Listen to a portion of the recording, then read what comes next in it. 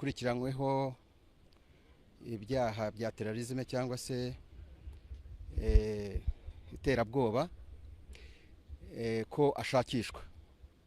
Hari n'abandi bafungiye mu gihugu cyabo ariko uyu yari yagerageje gucika aza mu gihugu cy'u Rwanda.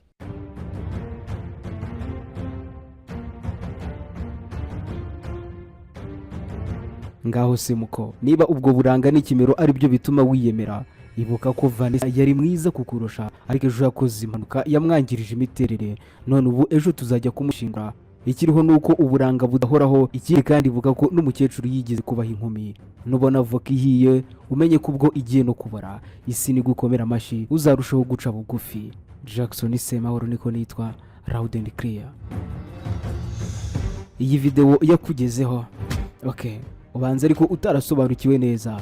Ni umusore w'umuhinde wambaye ikanzu ndende, mu isura itamirije ubwanwa bwinshi, ubu babuji yise suna, mu kagofero kagaragara nk'akabayisilamu, ariko kandi ari mu maboko ataraye akikijwe n'abapolisi b'u Rwanda, umutekano wakajijwe bitarabaho. Ni Salman Khan, izina ritari rishya mu matwi y'abahinde, umugabo ufatwa nka ruhagwa mu iterabwoba, mastermind w'ibikorwa by'iterabwoba, umugabo wacuze ibitero byinshi cyane by'iterabwoba byazengereje ubuhinde mu bihe bitandukanye, akaba kandi umugabo wafunzwe inshuro nyinshi. Uyu yiswe ikihebe, ariko kandi si benshi twagize amahirwe yo gusobanukirwa nyirizina uwo ari we, uko yaturutse ubuhinde bukamubura kugera ageze mu Rwanda, ibyaha ashinjwa ndetse n'uko byagenze ngo afatwe muri operasiyo yuzuye ubwenge bwo ku rwego rwa mbere mu butasi yakozwe na The Central Bureau of Investigation, ikigo gishinzwe ibikorwa mpuzamahanga ku biro bikuru bishinzwe ubugenzacyaha by'ubuhinde byitwa CBI. Iki rero cyakoranye n'ikigo cy'igihugu gishinzwe iperereza National Investigation Agency NIA hamwe n'ibiro bya Interpol ku rwego rw'igihugu i Kigali mu Rwanda. Biza kurangira bacekiye uyu mugabo wari uzi ko arusha ubwenge abatasi barimo nabo mu Rwanda. Bari baramaze kubona icyitwa red notice yatanzwe n'ubuhinde ko uzabona uyu Salman Khan wese agomba kumufata kuko ni ruharwa wajujubije igihugu cy'ubuhinde, yitwikiriye umutwe wa Rashak al-Taiba cyangwa se leti, ugendera ku matwara akazi y'idini ya Islamu. Uyu ni umutwe ufite icyicaro by'umwihariko wanavukiye mu gihugu cya Pakistan. Niba utarasobanukiwe iby'iyi operasiyo, nukuri nicyo nkuzaniye, nicyo kinzanye. Uratwumvira he? Abana 385,000 nibo bavuka buri munsi, ubwo umwaka ujya kurangira havutse abana 140,000,000.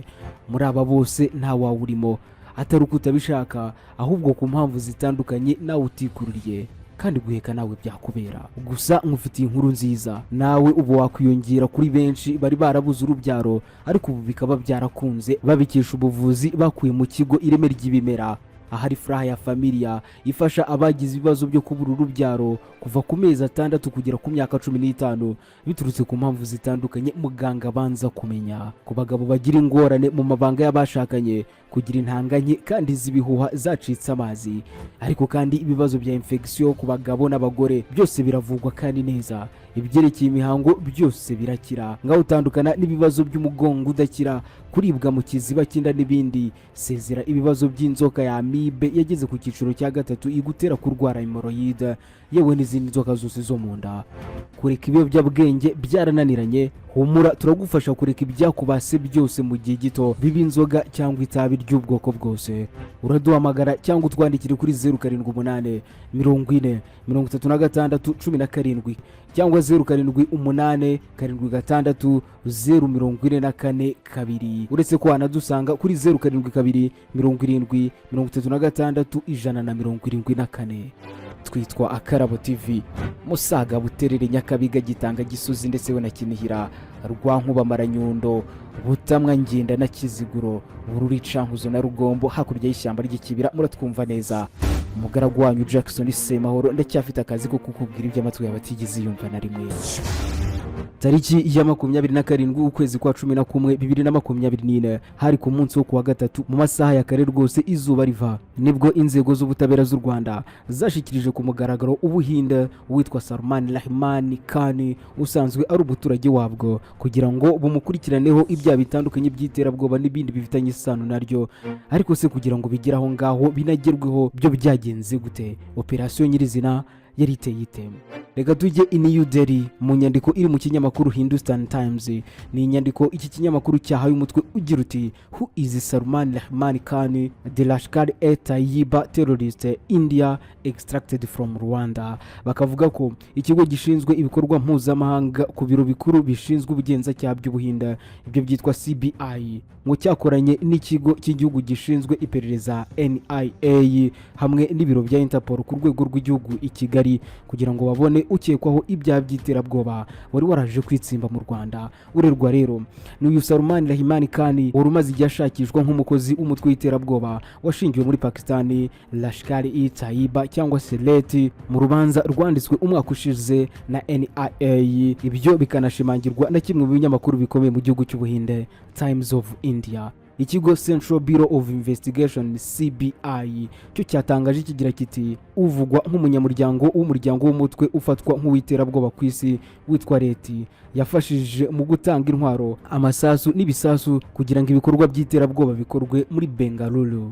Bisabwe rero n'ikigo gishinzwe iperereza National Investigation Agency NIA. Iki kigo cya CBI yari yarabonye itangazo ritukura rya Interpol ryatanzwe kuregwa ku itariki ya 2 ukwezi kwa Kanama muri 2024, rikaba ryarakwirakwijwe mu nzego zose zishinzwe kubahiriza amategeko ku isi yose kugira ngo n'ubundi nizimubona zizamucakire. CBI yagize iti uyu yaje kuvumburwa mu Rwanda ku nkunga ya biro nkuru ya Interpol i Kigali yasubijwe mu gihugu cy'Ubuhinde ku itariki ya 28 Ugushyingo n'itsinda ry'umutekano ryaturutse muri NIA. Uyu rero akaba by'umwihariko ashinjwa kugira uruhare rukomeye mu gushaka abantu bajya mu mutwe w'iterabwoba. Ikigo National Investigation Agency kikavuga ko uregwa yagize uruhare mu kwigisha iterabwoba ndetse no kwinjiza abantu mu mutwe w'iterabwoba muri gereza nkuru ya Bangalore. Uyu rero akaba ari n'umuntu by'umwihariko wa 17 uregwa woherejwe mu gihugu avaranywe mu kindi gihugu muri dosiye zikomeye za National Investigation Agency kuva muri 2020. Impapuro zo kumushakisha zavuye mu rubanza rwanditswe na National Investigation Agency ku itariki ya 25 Ukwakira 2023 nyuma y'iperereza rya polisi yo mu mujyi wa Bangalore. National Investigation Agency yasanze mbere yari yarafunzwe mu rubanza rwo kurengera mu rubanza rujyana n'ibyaha byo gukoresha abana imibonano mpuzabitsina muri 2018 kugera muri 2022. Ushinjwa rero akaba yaroherejwe gukusanya ndetse no gukwirakwiza ibisasu mu bandi baterabwoba nyuma yo kwigishwa ndetse no kwinjizwa mu mutwe w'iterabwoba mu gihe yari afunze.